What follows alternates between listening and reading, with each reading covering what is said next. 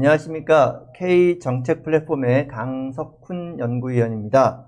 저희 플랫폼에서는 대한민국 100년을 향한 정책 아젠다를 제시합니다. 비전 2045, 아젠다 2022 연구 프로젝트를 진행했습니다. 지난 한 5개월간 진행된 이 연구에는 약 60여 분의 전문가분들과 참여해서 40개의 아젠다들을 추출해냈습니다. 그 아젠다 중에서 가장 핵심적인 부분만을 골라서 국민 여러분과 유튜브로 공유하는 시간을 갖고 있습니다. 오늘은 미래전에 대비하는 국방개혁 방안에 대해서 오늘 방송을 함께 하고자 합니다. 먼저 오늘 발제를 해주실 분은 황선남 백석대 교수님이십니다. 교수님 안녕하세요. 안녕하십니까. 네, 그리고 오늘 토론을 해주실 분은 중앙일보의 김민석 국장님이십니다. 국장님 안녕하세요. 예, 그리고 오늘 줌을 통해서 많은 분들이 참여해 주셨는데요. 내일을 위한 오늘의 송지호님 참석해 주셨고요. 그리고 바른소리 청년국회의 김현수 부대표님, 박기현 부의장님도 참석해 주셨습니다. 구로구 청년의회의 이지연 위원님도 참석해 주셨고요. 그리고 권호천 글로벌 ICT 랩 대표님도 참석해 주셨습니다. 서정천 대구 카톨릭대 교수님도 계시고요. 김종하 한남대 국방전력대학 원장님도 함께 하고 계십니다. 나중에 귀한 말씀 듣도록 하겠습니다. 자, 그럼 우리 교수님, 황 교수님 발제를 듣도록 하겠습니다.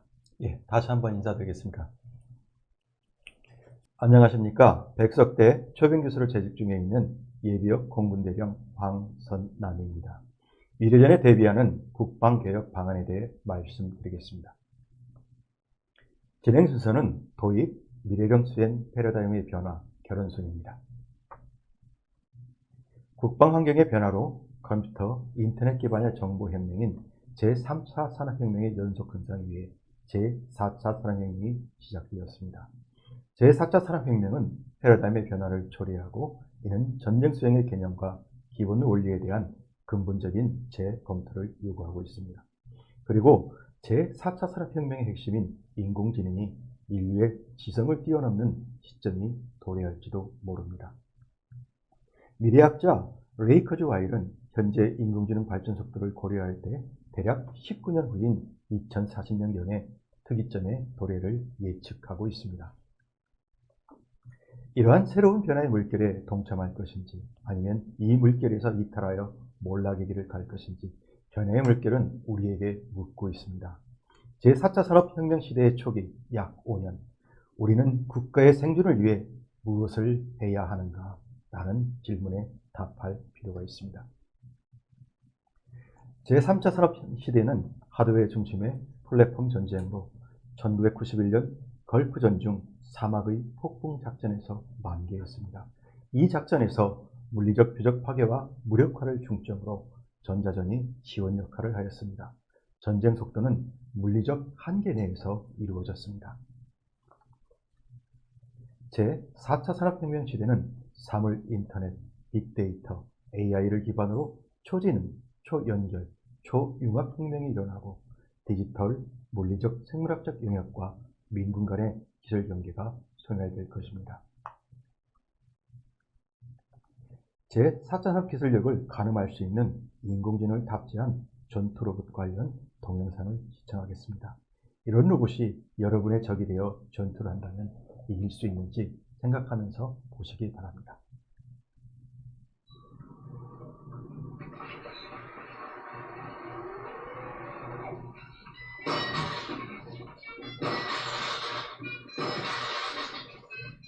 핵심 질문입니다. 제4산업 시대의 인공지능은 미래전을 어떻게 변화시킬까요? 미래전 수행 패러다임의 변화입니다. 전장 영역이 사이버 및 우주 공간 등 다차원 영역으로 확장될 것입니다. 지상, 해상, 공중의 작전 공간 경계가 불분명해지고 우주 공간에서 우리 군은 매우 취약한 역량을 지니고 있다고 판단됩니다. 사이버 공간에서 전쟁의 속도는 빛의 속도와 같이 빠르게 진행될 것입니다. 작전 중심은 물리적 영역에서 비물리적, 무형적, 즉 사이버 영역으로 옮겨지고 인지중심 작전은 더욱 가속화될 것입니다. 인재중심 작전의 핵심은 적보다 빠르게 관찰, 판단, 결심, 행동하는 우다루프의 의상결정 중기를 선점하는 것입니다. 그리고 사이버 공간에서의 행동은 인간의 인지 능력을 뛰어넘는 속도로 발생할 것입니다.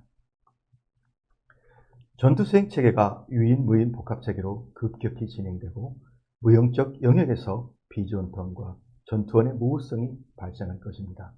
사이버 영역에서는 훈련된 군인들보다 비전투원인 민간 해커가 더 뛰어날 수도 있습니다. 먼저 제3차 산업과 제4차 산업 기술의 연결고리가 될 수 있는 AI 기반 정찰, 감시 및 지원 체계를 구축하는 것입니다. 군의 위성 감시 및 통신 체계 구축에 국가 역량을 총 결집할 필요가 있다고 생각합니다. 국가 차원에서 인공위성, 우주 관련 기술을 확보하여 우주 공간에서 우리 군의 취약성을 해소하여야 합니다. 이를 위해 최첨단 센서 기술이 먼저 확보되어야 하고 징후 감시 및 표적 데이터 획득을 위해 위성은 절실히 필요합니다. 위성은 우주 공간을 활용한 사물 인터넷의 중추 신경망으로 국방, 군사, 지휘 통제 기능과 백업 기능을 할 수 있습니다. 또한 반자율 무기체계 통제 및 통신과 아군 전술 지원 등 아군 특수부대와 반자율 무기체계로 적재해서 작전 시에 핵심적인 통제 및 지원 체계로 활용될 수 있습니다. 각 무기체계별로 센서를 탑재하여 전장 빅데이터 시스템을 구축하고 표적 정보에 대한 고품질화를 통해 우다루프를 더욱 단축할 필요가 있습니다. AI를 활용한 빅데이터 기반 지휘 통제 지원 체계를 구축하는 것입니다. 전투 공간에서 인지적 우려에 의해 발생 가능한 의사결정 지연과 실수를 최소화하는 것입니다. 미군은 이른바 딥그린 체계를 개발하고 있는데 현 작전 상황에 대한 평가, 다중 시뮬레이션을 통한 미래 상황 예측, 지휘관의 작전 계획 작성, 지휘관의 상황 판단 부족 기능 등을 수행합니다. 다음은 AI 기반의 효율적인 전투 수행 체계 및 부대 구조를 편성하는 것입니다. 유인 무기 체계가 복합된 신전투 수행 개념을 발전시킬 필요가 있습니다. 사람 중심의 전쟁 수행에서 로비틱 수험, 즉 군집 로봇으로 현장 전투원을 점치려고 대체하고 군병력을 지능형 자율 전투 체계로 보완하는 것입니다. 지상 전투원의 생존성과 전투력을 개인 전투 체계로 혁신적으로 강화하는 것입니다. 미래에도 지상 작전을 직접 수행할 지상 전투원의 중요성은 지속될 것입니다. 또한 강화된 개인 전투 체계를 최적으로 운영 가능한 부대 구조 및 편성이 뒤따라야 합니다. 현재 육군에서는 워리어 플랫폼을 진행 중에 있으며 카이스트 공경철 교수팀이 웨어러블 로봇 개발에 진척을 보이고 있는데 미래에 이 두 가지 기술과 관련 기술들이 융합되면 스타크래프트의 마린 캐릭터가 현실화되지 않을까 상상을 해봅니다. AI 기반의 비대칭 사이버 대응 및 공격 역량을 확보해야 합니다.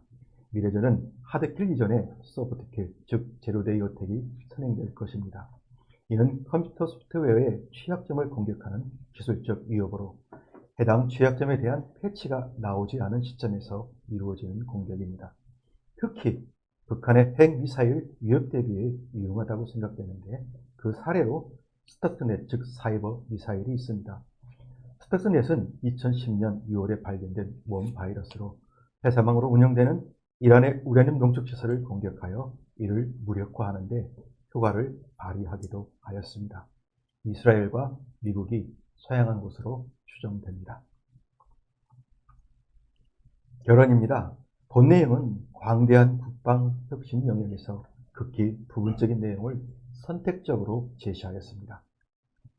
현재 제3차 산업시대의 국방 골격으로는 미래전 대비에 충분하지 않다고 생각되며 제4차 산업기술이 작전과 전투에 접목되기 전까지는 해결 과제가 산적해 있습니다. 제4차 산업기술에 대한 맹신주의 현상에 빠질 위험성을 경계하고 제4차 산업기술로 현존 전력과 미래 전력을 결합해 승수 효과를 창출하는 것이 중요하다고 생각합니다. 제4차 산업 관련 기술이 초래하는 국방 환경의 변화에 현명하게 대처하여 대한민국이 또다시 도약하는 번영의 시대를 열어가야 하겠습니다. 경청해 주셔서 감사합니다. 네, 황 교수님 말씀 감사합니다. 그 3차 산업혁명 이어서 4차 산업혁명에서 이것이 많은 경우 민간에 큰 영향을 미칠 거라고 생각을 하는데, 말씀 들어보면 결국 군에도 획기적인 변화를 가져올 것으로 예상이 됩니다.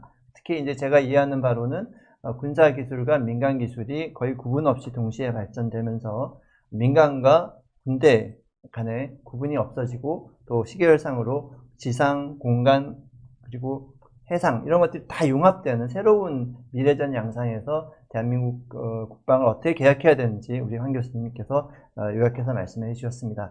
이 발제에 대해서 우리 중앙일보의 김민석 국장님 토론을 부탁드리겠습니다. 네, 감사합니다. 황 교수님 말씀하신 내용은 지금 이제 4차 산업혁명과 관련해서 우리 군이 어떻게 바뀔 것인지를 잘 보여줬습니다. 사실 지금 4차 산업혁명이 혁신적으로 바뀌고 있고, 그와 함께 군사과학 기술들이, 새로운 기술들이 정말 엄청난 속도로 개발되고 있어요. 그래서 지금의 우리가 전쟁 방식 또는 무기체계, 군대 구조 가지고는 이 앞으로의 한반도에 닥칠 안보를 감당을 할 수 없다, 이런 상황이에요. 그래서 이제 황 교수님 말씀하신 걸 좀 과거 사례를 한번 보면은 1346년에 영국과 프랑스가 전쟁이 있었습니다. 당시에 영국군이 이제 그 노르망디에 상륙을 했는데 한 10,000명여였습니다. 프랑스 군대는 20,000명에서 30,000명 가량으로 훨씬 우수했죠. 그런데 전투 결과는 완전히 반대였습니다. 영국군이 갖고 있던 장궁 길이가 2m쯤, 활 길이가 2m고 약 90m 날아갔는데 그걸 쏘니까 프랑스군이 다가오기도 전에 다 괴멸된 겁니다. 네. 그 비슷한 것이 이제 최근에 와서는 이라크 전쟁이 있었습니다. 2003년도죠. 이라크 전쟁에서 당시로서는 이라크군이 굉장히 최신 전투 무기를 갖고 있었습니다. 사실 북한군보다 훨씬 무기가 좋았어요. 그럼에도 불구하고 완전히 이제 괴멸이 되는데, 이유는 미군은 먼저 보고 이라크군이 어디에서 뭘 하는지를 보고, 그리고 먼저 판단하고 결심해서 공격하는 거죠. 그러니까 이게 속도가 굉장히 빠른 겁니다. 그게 모든 이 4차 산업혁명, 지금 4차 산업혁명이지만 정보와 그 탐지 그리고 무기체화가 신속하게 이루어지다 보니까 공격을 받았는데, 그것도 같은 무기로 공격하는 게 아니고 이라크군이 감당할 수 없는 대응하기 어려운, 같은 비슷한 수준일 거라도 그렇게 공격하다 보니까 이라크군은 대응할 수 없고 미군은 일방적으로 공격하고, 그게 연속적으로 계속 반복이 되다 보니까 이라크군은 전투 의지가 없어져 버린 거죠. 군대가 마비되고, 그래서 항복을 했죠. 이 사례를 보고 이제 미국이 국방개혁을 시작했죠. 많이 했는데 우리도 하지 않은 게 아닙니다. 지금 이 문재인 정부 들어와서 국방개혁 2.0을 추진하고 있습니다. 지금 2021년 현재 거의 완료 단계에 있습니다. 완료 단계에 있는데 그래서 그러면 우리가 이거 잘 하고 있느냐? 그동안 잘 하고 왔다고 생각이 듭니다. 하지만 최근 와서 보면은 미국과 중국과 러시아가 완전히 전쟁 방식을 바꾸고 있어요. 말하자면 4차 산업혁명에 맞춰서 군대를 개조를 하고 있습니다. 미국 같은 경우는 미국 본토에서 이 한반도에 이르는 모든 영역에 이르기까지 AI에 기반한 전투 로봇 무인 체계로 다 바꾸고 있습니다. 바꾸고 있기 때문에, 근데 단순히 이게 무인 체계로 바꾼다 끝나는 게 아니고, 그게 필요한 이 소부대 전투, 그 다음에 사단급 부대 전투, 대부대 전투, 이게 모든 게 방식이 다 다르거든요. 그런데 이게 육군만 하는 게 아니고 해병대, 해군, 공군이 동시에 다영역에서 통합적으로 전투가 이루어져야 되는 겁니다. 그러다 보니 뭐가 필요하겠습니까?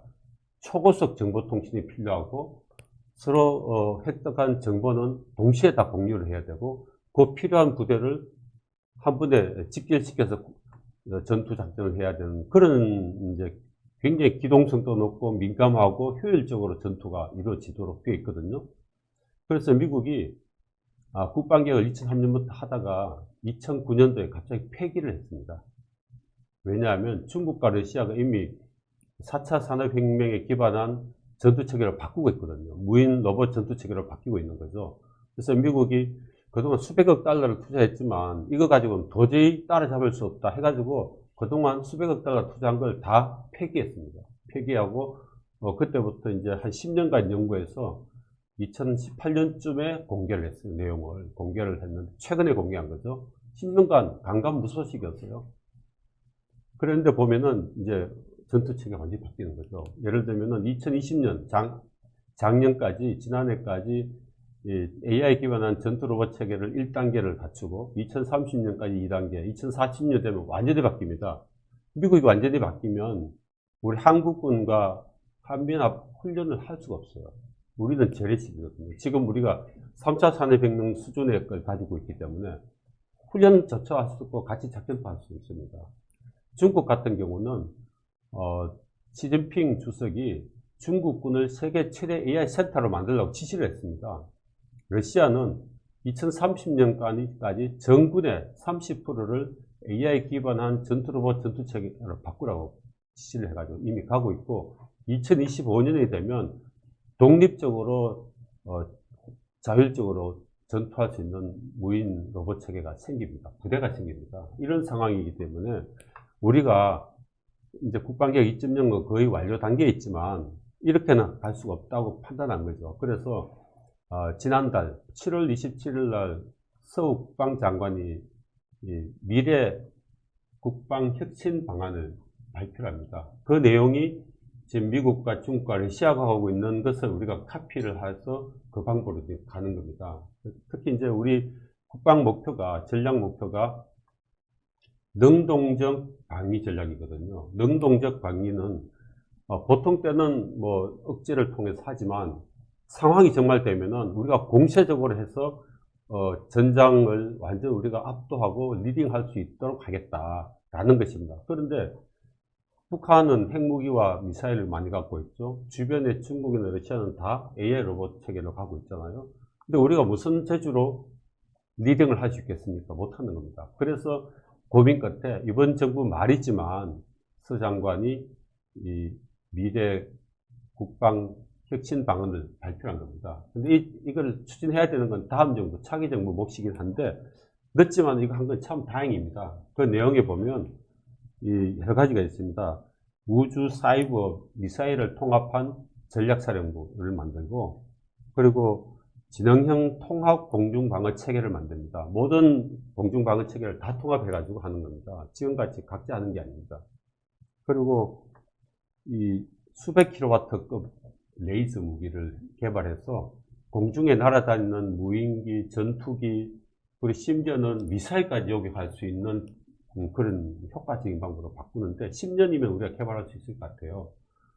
네, 거기에다가 레일건이라는 이제 초장사정 또는 그 극초음속 미사일 이런 걸 개발하고 생체 로봇, 생체 모방 로봇, 아주 모기 같은 로봇을 만들어서 정밀한 탐지를 할 때 들어보내는 거예요. 문속으로, 문틈으로 보내가지고 뭘 하고 이제 다 하는 거죠. 이런 것들을 다 합니다.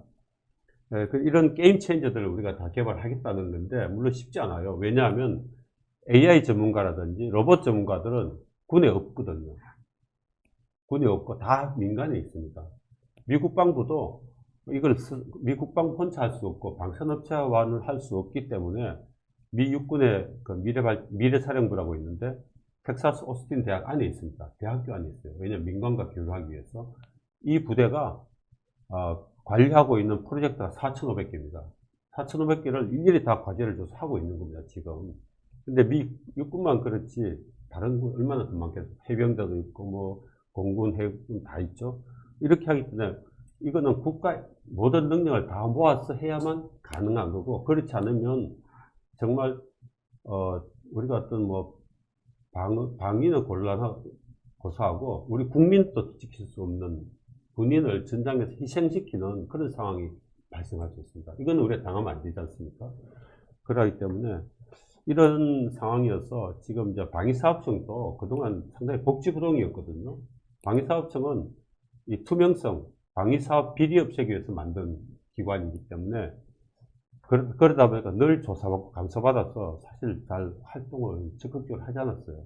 그런데 방사청도 이렇게 해서는 안 되겠다고 생각해서 이제는 좀 능동적으로 하겠다 해서 여러 가지 이제 시스템을 바꾸고 현재 우리 무기체계 도입하는 시간은 개발해서 개찰력은 10년 이상 걸립니다.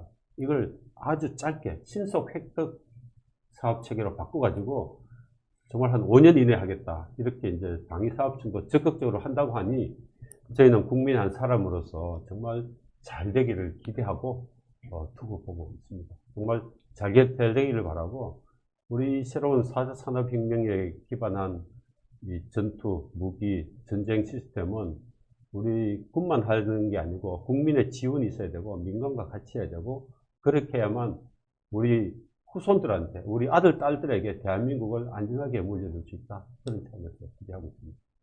네, 김국장님 감사합니다. 전쟁이 AI 기반 무인 전투 로봇 시대로 전환함에 있어서 우리도 빨리 그 길을 가는 계획을 세웠는데 그것이 민관의 합작으로 잘 진행되기를 바란다는 취지의 그 말씀으로 이해했습니다. 저는. 자, 오늘 우리 줌으로 참석하신 분들 많이 계신데요. 제가 말씀 좀 들어보도록 하겠습니다. 내일을 위한 오늘의 송치호님. 네. 네, 안녕하세요. 송치호입니다. 네, 저는 지금, 제 소개를 하면 되나요? 네, 잠깐 간단하게 하셔도 됩니다. 네, 저는 그 공군에서 정보보호병으로 근무를 했었고, 그 뒤로 이제 정보보호도 공부를 하다가 지금은 그 AI 개발자로 일을 하고 있습니다. 그래서 지금까지 말씀해 주신 것들에 대해서 저도 제 입장을 간단히 말씀을 드려볼까 하는데요. 제가 말하고 싶은 거는 그 앞에서 기자님이 되게 잘 말씀을 해주셨다고 생각을 합니다. 그 옛날에는 군의 기술이 이제 민간에 퍼지는 그런 폭포수적인 모델이었다면 이제는 그와 정반대인 모델로 가야 된다고 생각을 하는데요. 왜냐하면 이제 뭐 AI나 정보보호 같은 인재들도 대부분이 이제 산업, 민간 쪽에 다 포진을 해 있고 그리고 이제 또 정보보호나 인공지능의 필수 이제 요소인 데이터 또한 민간 기업에서 훨씬 더 많이 가지고 있습니다. 그래서 오히려 국방부 쪽에서 민간 기업에 먼저 손을 내밀고 적극 협업을 해야 된다고 생각을 하고 그리고 제 선배들도 뭐 소수분은 이제 뭐 국방과학연구소에 가 계신 분도 계시고 대부분은 이제 뭐 민간 기업에서 업무를 하고 계신데 그 나라 쪽에서 오히려 그 민간 쪽에 있는 계신 실력자 분들에게 좀 더 유연한 제안을 해서 그런 인재를 적극 활용할 수 있다면 우리나라도 좀 미래선에 대해서 제대로 대비를 할 수 있지 않을까라고 생각을 하고 있습니다. 그래서 오늘 말씀해 주신 것들에 대해서는 그래도 길은 잘 잡아가고 있다라고 생각을 했고 이 길을 잘 잡아갈 수 있도록 그 전문가들의 의견을 적극 청취하고 제대로만 반영해주면 잘 될 수 있을 거라 생각을 합니다. 이상입니다. 네, 송치호님 말씀 감사합니다. 다음은 바른소리 청년국회 김현수 부대표님 말씀을 듣도록 하겠습니다. 네, 안녕하세요. 바른소리 청년국회 김현수 부대표입니다. 이번에 오늘 말씀해주신 발자 토론 정말 잘 들었고요. 제가 봤을 때는 AI 기반 전투수행 체계 구축에 대해서 먼저 국방부랑 과기정통부 같은 범정부 차원의 국가 전략 컨트롤 타워가 약간 먼저 필요하다고 생각을 하거든요. 그리고 지금 저희 한국과 미, 중국 등 AI 선진국들이 기술 격차가 약간 1.8년 정도 차이가 난다고 들었습니다. 그래서 국내에서 국가 차원의 AI 전략이나 정책이 많이 부재한 것이 가장 큰 원인이 아닐까라고 생각을 하고요. 이거에 대해서 정부가 앞장서서 4차 산업혁명에 대해서 첨단 기술을 통합하고 이거를 접목시킨다면 좀 극복할 수 있지 않을까 생각을 합니다. 그리고 또한 저희 4차 산업 분야의 기술과 그리고 인력 그리고 이런 역량들이 한데 모아지게 하는 정책을 조율을 해야 된다고 생각을 하고요. 그리고 이런 것에 대해서 민간 참여가 조금 확대되어야 된다고 생각을 합니다. 산학연 중심의 연구 개발을 통해서 이를 좀 극복하는 데 도움이 될 수 있을 거라고 생각합니다. 감사합니다. 네, 감사합니다. 산학년 중심으로 공동으로 개발되어야 된다는 취지의 말씀이셨습니다. 다음은 역시 바른소리 청년국회의 박기현 부의장님 말씀해 주십시오. 네, 바른소리 청년국회 박기현 부의장입니다. 먼저 좋은 주제에 대해서 발표를 해주신 교수님께 다시 한번 감사의 말씀을 드립니다. 국방 현대화와의 관련된 주제에 대해서 저도 역시 얼마 전에 국방부가 발표한 미래 국방 혁신 구상에 대해서 관련해서 본 적이 있는데, 이 부분에서 역시 저희가 주목해서 지켜봐야 될 부분은 4차 산업혁명 시대에 관련해서 국방부가 첨단과학 기술을 군사 분야에 어떻게 접목시킬 것인지, 그리고 이를 위해서 좀 연구 개발 지원이 어떻게 역량이 강화될 수 있을지에 대해서 좀 염두에 두고 이야기를 드리고 싶습니다.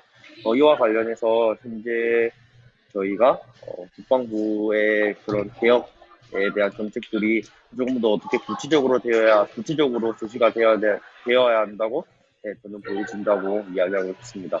그래서 이와 관련해서 미국에서도 역시 구글이라든지 마이크로소프트 또는 이제 학교 쪽에서는 MIT라든지 카네기 멜론 대학교 등에서 이와 관련된 기술을 함께 개발을 하고 있는데, 역시 우리나라에서도 이제 네이버라든지 카카오 AI를 좀 집중적으로 다루는 민간 사기업과 함께 국방위원회라든지 이런 연구 체계를 펼쳐나갈 부분이 중요하다고 보였습니다.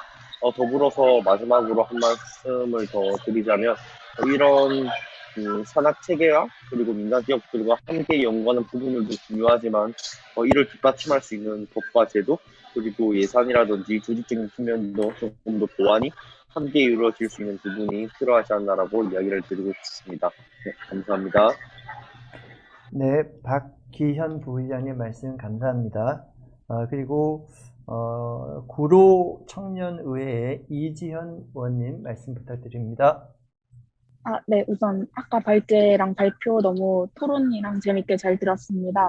저는 국방 개혁에 대해서 우선 AI 측면에서 한번 이야기를 해보고 싶은데요. 인공지능과 미래전에 있어서 AI라는 영역의 이제 역량이 점점 강화되면서 제4차 산업혁명 시대가 도래함에 따라 우리가 이제 사람의 의지 없이 공격하는 무기들이 많이 발생했다고 생각을 합니다. 그리고 또 비물리적인 영역에 대해서 발표를 해주셨는데, 그 부분에 대해서는 좀 사이버 전쟁에 대해서 좀 이야기를 해보고 싶은데, 이제 기술이 발전됨에 따라서 이제 인터넷이나 사이버 측면의 국방도 생각을 해봐야 된다고 생각을 했습니다. 한국원자력연구원에 북한 김숙희가 해킹을 시도한 그런 사례가 있는 것처럼 이제 사이버적인 측면에서도 우리가 국방 개혁이 필요할 것 같다는 생각이 들었고, 또 이제 드론봇이나 전차봇 이런 AI 전투 체계가 구축됨에 따라서 우리가 이 무인 전투 체계에 대해서 좀 깊이 생각할 필요가 있고, 그 AI 로봇이나 전투 로봇이 인류를 겨누는 그런 피조물로서 활동을 하지 않고 이 AI를 우리가 얼마나 적절하게 잘 활용할 수 있냐, 이 부분에 대해서도 잘 고민을 해봐야 될 것 같다는 생각이 들었습니다. 우선 인권위원회 같은 측에서는 AI 전투 로봇 같은 것을 모두 사람의 의지 없이 공격하는 무기이기 때문에 위험한 무기다라고 생각을 하기 때문에, 이런 부분에 있어서 민간인을 공격할 수도 있다는 단점이 있기 때문에 이 살상 로봇을 우리가 어떻게 대처해야 되고, 이 살상 로봇의 운영에 대해서 이제 제도적인 장치를 얼마나 우리가 마련을 해놔야 되냐, 이런 부분에 대해서도 조금 논란이 있을 것 같아서 그 부분에 대해서도 이야기를 좀 나누면 좋을 것 같다고 생각을 했습니다. 킬러 로봇 같은 경우에도 이제 그 킬러 로봇 자체가 스스로 판단을 해서 사람을 겨누고, 이 측면에서 만약에 민간인을 살상시키는 킬러 로봇이 된다면 이건 문제가 있는 것이기 때문에, 이런 부분에 있어서 그 제도적인 장치를 어떻게 마련하는 게 좋을지 혹시 오늘 이야기를 혹시 견해를 여쭙고 싶다는 생각도 들었습니다. 그래서 저는 오늘 발제를 들으면서 약간 미래전에 대비하기 위해서는 이런 사이버적인 측면에, 그리고 이 AI 로봇 그리고 전투 로봇에 대해서 우리가 어떻게 대처할 수 있는지 이런 부분에 대해서 좀 고민하고 장치를 어떻게 마련할 수 있을지에 대해서 생각을 해보는 시간을 가지는 게 필요할 것 같다는 생각을 했습니다. 오늘 발제 너무 잘 들었습니다. 감사합니다. 네, 이지연 위원님 말씀 감사합니다. AI 무인 전투 로봇이 가져올 수 있는 어떤 부작용 같은 부분에 대한 대처가 필요하다는 취지의 토론이 있었습니다. 다음은 우리 권호천 대표님께 말씀을 드리고자 하는데요. 권 대표님은 바로 직전에 지금 보실지 모르겠지만 모던 워페어라고 해서 ICT가 승패를 결정한다 이런 책을 방금 바로 내셨습니다. 이 책 얘기도 좀 해주시고 토론 좀 부탁드리겠습니다. 권 대표님. 네네.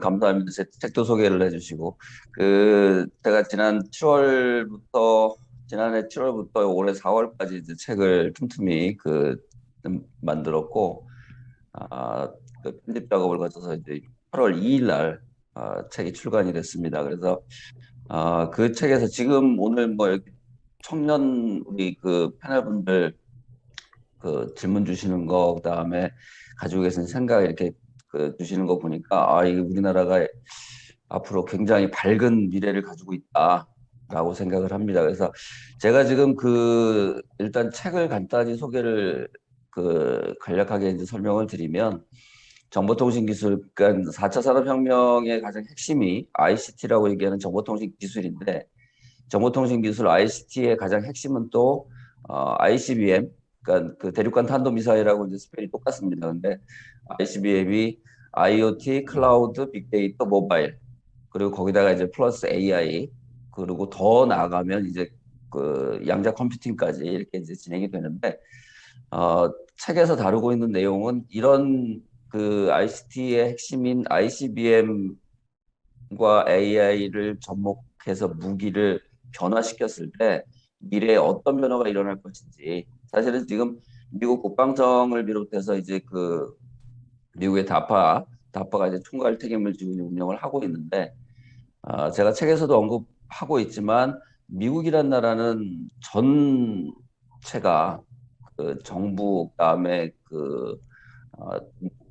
그리고 국방부, 그리고 각 대학의 연구소, 민간 연구소, 그리고 국가 연구소, 뭐 이런 군 관련된 육해공군 관련된 연구소들, 이 모든 연구소들이 마치 거대한 요새를 방불케 하는 그런 네트워크를 통해서 연결이 돼 있고, 미국이란 나라가 제가 책에서 이제 언급한 내용대로 그대로 표현을 하면 미국이란 나라는 무기의 개발과 생산, 그다음에 활용을 위한 거대한 연구 개발 요새다라고 이제 설명을 하고 있습니다. 그래서 사실 우리가 제일 ICT 4차 산업혁명의 핵심인 ICT를 무기체계에 적용함에 있어서 가장 중요한 부분, 가장 기초적으로 우리가 알아야 될 건 뭐냐면 책에 보시면 이제 ICT의 어떤 각각의 기술들, 세부적인 기술들이 어떻게 서로 연결되고 이것이 최종적으로 AI로 이어져서 무인화와 네트워크화의 무기 체계를 만들어갈 수 있는지, 그리고 거기다 더불어서 국방 운영 시스템도 현대화할 수 있는지, 이 부분을 하나의 도표로 이제 나타내서 이제 표현을 했고, 그리고 그걸 바탕으로 이제 책이 설명이 이루어집니다. 그래서 이제 우리나라 육해공군 국방부를 비롯한 육해공군 뭐 사령부 뭐 이런 쪽에 이제 관계하시는 분들이 제일 먼저 생각해야 될 거는 이 기술들을 어떻게 하면 잘 적용할 수 있을까, 효율적으로 적용할 수 있을까, 이 부분을 좀 생각을 해주셔야 될 것 같고, 그리고 사실 제가 뭐 이렇게 여기저기 다니면서 이제 뭐 국방연구소나 그다음에 ADD 국방과학연구소나 뭐 이런 데 가서 4차 산업혁명 핵심 기술이 가진 무기체계의 변화 관련해서 이제 강연을 하면서도 제가 드리는 첫 번째 질문이 하나 있습니다. 그러니까 오늘도 여기서 이제 질문을 하나 드리고 싶은데, ICT를 무기체계에 적용함에 있어서 그 모든 인프라를 통합적으로 다 가지고 있는 나라가 전 세계에 딱 한 나라가 있습니다. 그 나라가 어딜까요?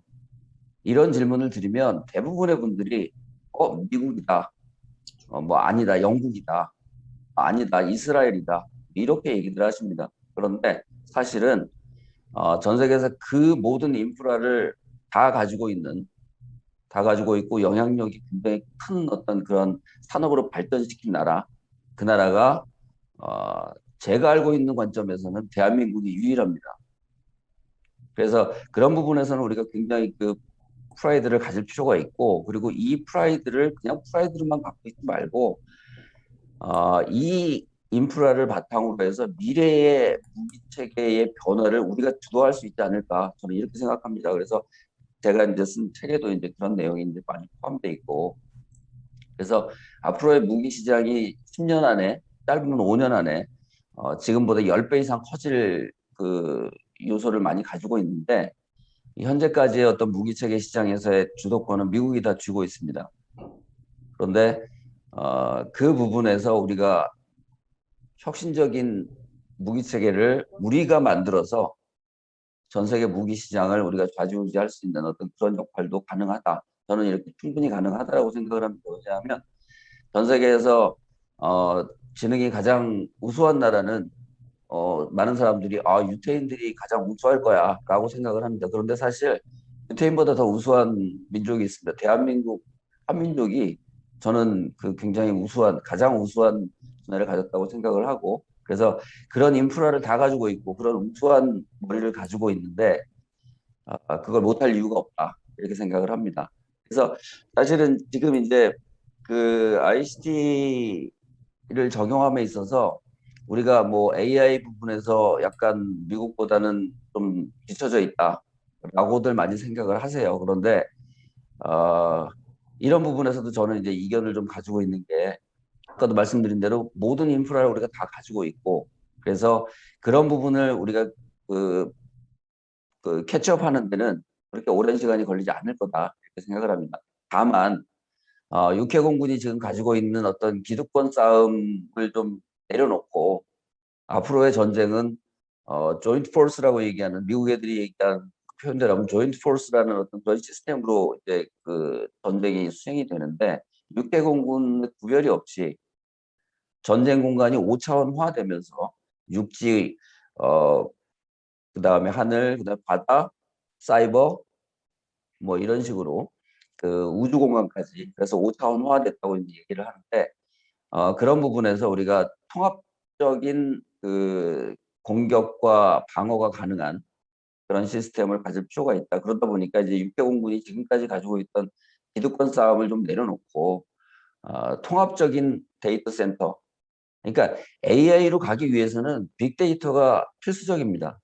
그리고 빅데이터가 클라우드를 통해서 취합이 되고 무기 체계에 달려있는 IoT 디바이스들을 통해서 빅데이터들이 쭉 취합이 되면, 그것이 이제 빅데이터화 되기 위해서 이제 클라우드로 넘어가게 되고, 클라우드에서 경제가 이루어진 다음에 빅데이터화된 데이터를 머신러닝이나 딥러닝을 통해서 AI로 전달을 하게 되죠. 그래서 AI가 이제 무인화와 네트워크화 무기 체계를 운영하는 기본 인프라를 이제 갖추게 되는데, 그런 부분에서 빅데이터를 지금 우리가 빅데이터 센터도 이제 구축을 했고 하고도 있고, 그런데 문제는 뭐냐면 육해공군이 따로따로 지금 빅데이터를 자기들의 어떤 기득권이나 뭐 이런 부분에서 그 이니셔티브를 가지기 위해서 서로 그 공유가 안 된다는 게 문제입니다.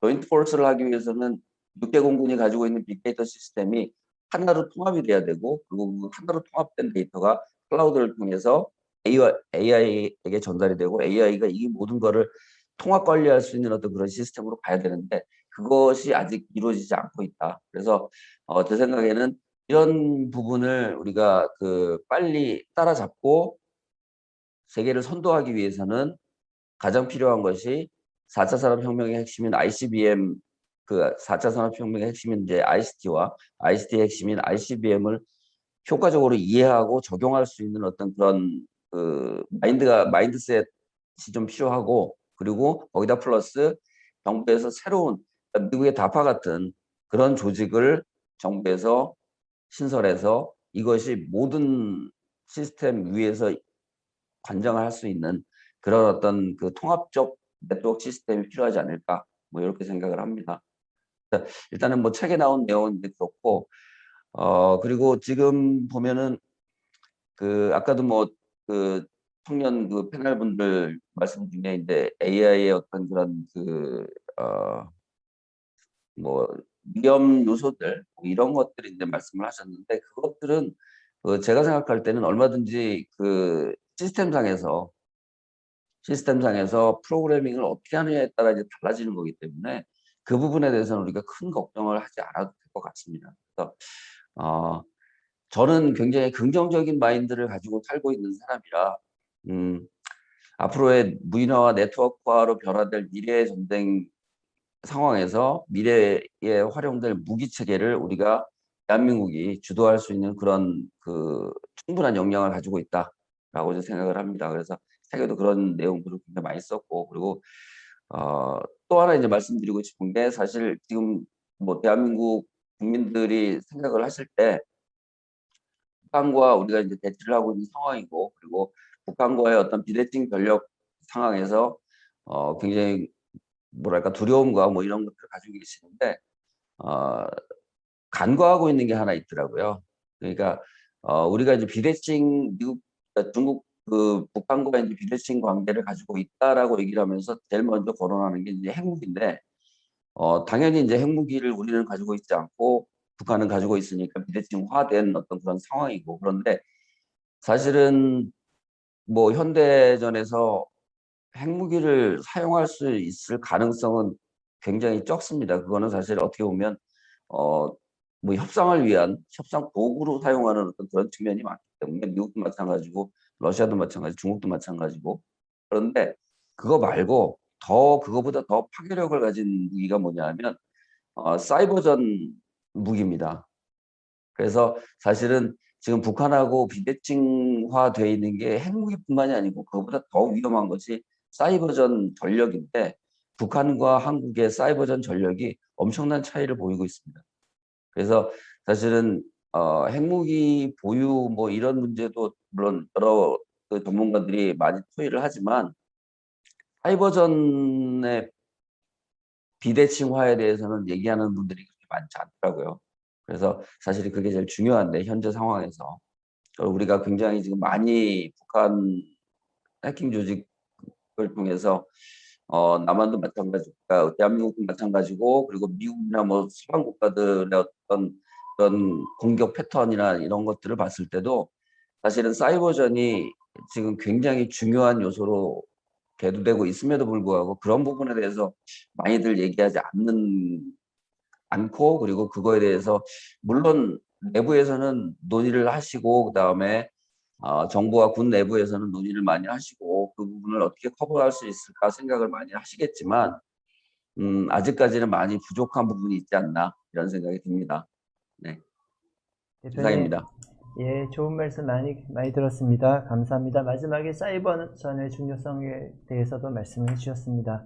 다음은 우리 줌 참가자로서 마지막으로 우리 김종화 원장님 말씀 좀 들어보도록 하겠습니다. 우선 황승남 교수님, 김민선 박사님 발표 토론 감사드립니다. 권호천 박사님께서 뭐 제가 할 수 있는 얘기를 거의 다 하셨기 때문에 특별히 뭐 짧게 제가 말씀드리겠습니다. 우리가 통상적으로 미래전 추세 분석할 때 가장 중요한 전장 공간도로 이제 새로 부각되는 게 우주하고 사이버 영역이거든요. 아까 우리 강석훈 수석님께서 지상, 해상, 공중 영역, 전통적 영역에 대해서 말씀하셨는데요.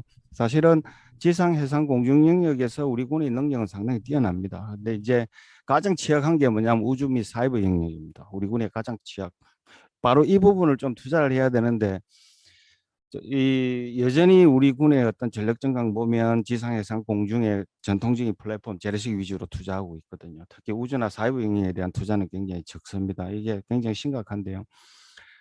사실은 우주 영역 같은 경우는 상용 공간이 아니라 사실은 군사 공간이거든요, 지금은. 그래서 이 우주 공간에서 활용하는 전력 중에 가장 중요한 게 위성인데, 현재 위성은 상대국에 대한 어떤 정찰 감시, 지상 지휘 통제를 위한 수단인데, 이제는 킬러 위성으로 변화되고 있습니다. 위성이 위성을 파괴하는 그런 단계로까지 진화되고 있습니다. 지금 위성 규모가 지금 한 3,370 개 정도 되는데 미국이 한 1897개, 러시아가 한 176개, 중국이 한 12개, 뭐 신문 보도에 의하면 그렇습니다. 그 정도 위성을 보유하고 있는데요.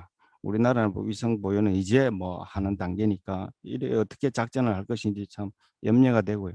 또 사이버 영역하고 관련해서 우리는 사이버 전사를 많이 양성해야 되는데 우리나라 같은 경우에는 사이버 보안이 굉장히 취약하죠.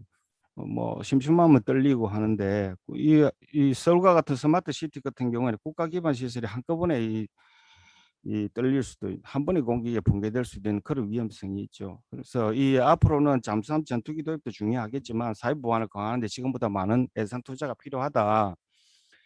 아까 그 학생 질문 가운데 이 인공지능 윤리 문제에 대해서 언급을 하셨는데 굉장히 그 통찰력이 높으신 분 같습니다. 사실은 이 인공지능 윤리 문제가 지금 굉장히 심각한 문제로 대두되고 수많은 국가들이 모여서 이 윤리 강화에 대한 법률도 제정하고 하고 있습니다. 그런데 이스라엘 같은 경우는 이미 무인 스나이퍼를 지상에 그 스나이퍼를 실전 배치해서 인명 살상까지 하는 그런 단계까지 와버렸습니다. 그러니까 겉으로는 인공지능 윤리 문제에 대해서 이렇게 논의를 하고 속으로는 이런 킬러 로봇을 만들어내는 그런 상황입니다.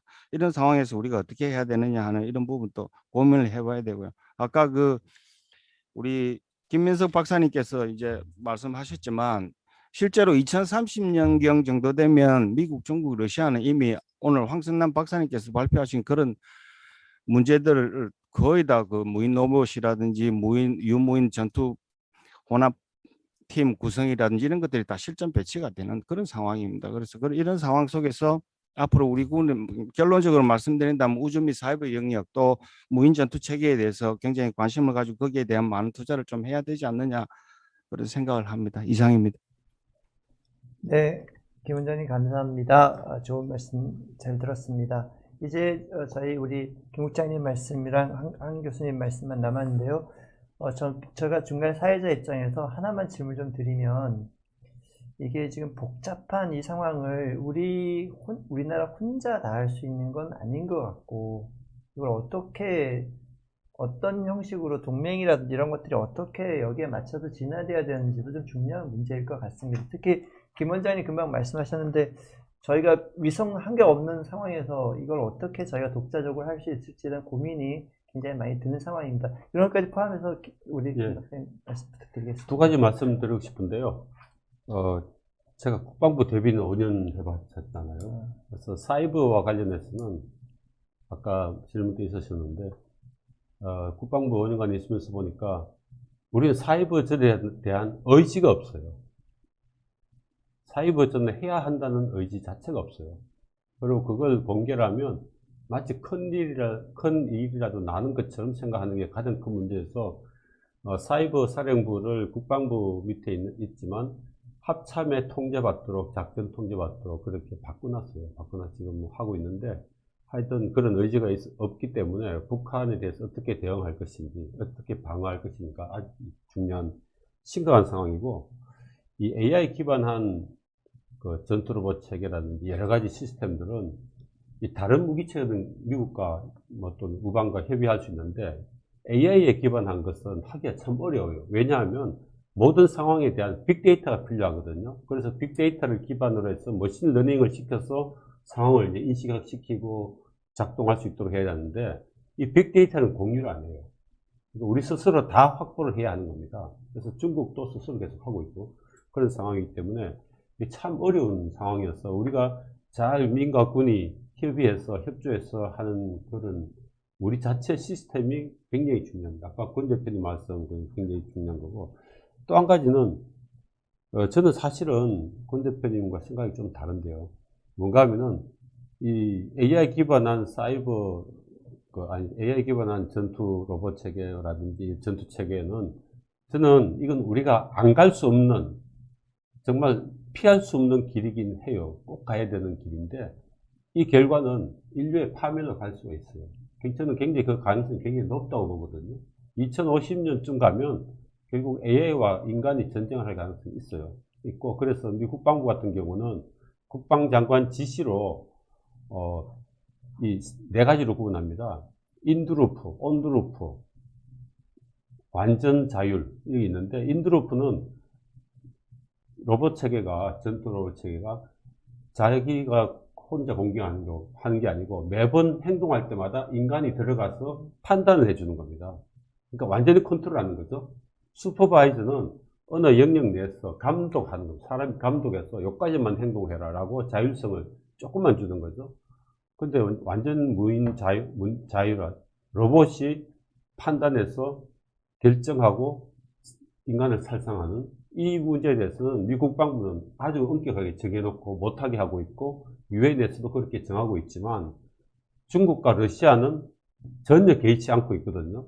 이러기 때문에 이 두 가지 문제를 우리가 어떻게 극복할 것인가 상당히 중요합니다. 아까 저희 교수님 말씀하신 거 마찬가지인데 정말 이거는 인류가 엄청나게 고민해서 우리가 AI와 전쟁하지 않도록 인간과 AI가 전쟁하지 않도록 하는 시스템을 잘 구축하는 게 중요합니다. 그리고 마지막 말씀드릴 것은 우리가 이제 오늘 토의하는 이 내용이 우리 국방부는 한 10년 정도 늦었어요. 우리가 국방개혁 2.0을 하고 있지만 이거 사실 이전부터 미리 준비해서 지금 오늘 토의하는 것 갖다가 한 몇 년 전부터 준비를 했었어야 됐는데 그 발표를 지난달에 했거든요. 거의 미국이 10년간 고민한 것을 우리가 1년간 고민해가지고 만든 겁니다. 그러니까 오류가 얼마나 많겠습니까? 정교하지 않겠죠. 그래서 굉장히 늦었지만 잘해야 되는데 이게 국방부나 방위사업청이 또 육해공군이 자기 이해관계로 해서 혼자 다 하려고 하면 결국 아무것도 안 됩니다. 미국 국방부는 하는 걸 보니까 모든 시스템은 오픈 아키텍처로 합니다. 무슨 시스템 들어오면 다 도입할 수 있도록 오픈 아키텍처로 하고 굉장히 오픈 마인드로 하고 사업하는 것도 패스트 트랙 굉장히 빠르게 지금 우리 군에서 하는 국방 여러 가지 무기 획득이라든지 이 방식대로 하면 아무것도 안 됩니다. 하기만 하면 다 감사를 받고 조사를 받기 때문에 누구도 나설 수가 없는 상황입니다. 그래서 우리가 좀 마음을 잘 잡아서 오픈 마인드해서 조직을 효율적으로 유연하게 그렇게 작동하면 좋고 그 밑에 가장 기반은 도덕성입니다. 도덕성과 성실성을 기반해야만 지금 우리가 논의하는 것을 성공할 수 있습니다. 이상입니다. 예, 김 국장님 감사합니다. 우리 황 교수님. 예. 우리가 우리 미래를 만들어 가고자 할 때 우리가 갖고 있는 힘이 얼만큼인지 그리고 이 힘을 바탕으로 얼만큼 갈 수 있는지 아까 권호천 박사님께서 말씀해 주셨듯이 우리가 그 인프라를 다 갖고 있다고 했는데 그 인프라가 어디 숨어 있고 그 인프라를 어떻게 연결해서 우리의 힘으로 만들어낼 것인지 즉 우리는 우리의 욕심을 내려놓고 정말로 이상적이지만은 정말로 그 길을 갈 수 있을까라는 질문을 던져봅니다. 우리가 갖고 있는 반도체 기술, 우리가 갖고 있는 아사레이더 기술, 그리고 갖고 있는 과학 기술들이 누구에 의해서 어떻게 융합되고 더 나은 것으로 발전될 수 있을지. 그래서 저희 논문 뒤편에서 나와 있는 슬쩍 하고 싶은 말 중에 하나가 K-다르파라는 것을 만들어서 국가의 총 역량을 결집할 시기가 지금이지 않는가 이렇게 말을 해봅니다. 이상입니다. 예, 교수님 마지막에 K-달파의 필요성에 대해서 말씀해 주셨습니다. 굉장히 오늘 좀 전에 김 국장님 말씀도 그런 취지라고 생각합니다. 그래서 저희 플랫폼에서는 K-달파의 설립에 대해서 많은 연구를 추가적으로 진행할 예정입니다. 오늘 말씀을 잘 들었습니다. 사실 4차 산업혁명이 진행되면서 우리나라가 많은 분야가 바뀌고 있는데 오늘 말씀을 들어보면 상대적으로 국방 분야의 변화가 조금 늦은 면이 있다라는 생각이 듭니다. 근데 우리나라 4차 산업혁명과 관련해서 우리나라가 여전히 하드웨어 부분에서는 좀 앞서가지만 소프트웨어 부분에서는 상대적으로 많이 떨어져 있는데 국방 관련 이 분야는 소프트웨어가 또 굉장히 중요한 파트인 것 같아서 민과 관이 합심해서 군이 합심해서 이 분야를 세계 최강의 군대로 만들 수 있는 우리 국민들이 믿고 맡길 수 있는 그런 군대로 발전하기를 기대하고 보면서 오늘 토론을 마치도록 하겠습니다. 수고하셨습니다. 네, 감사합니다. 수고하셨습니다.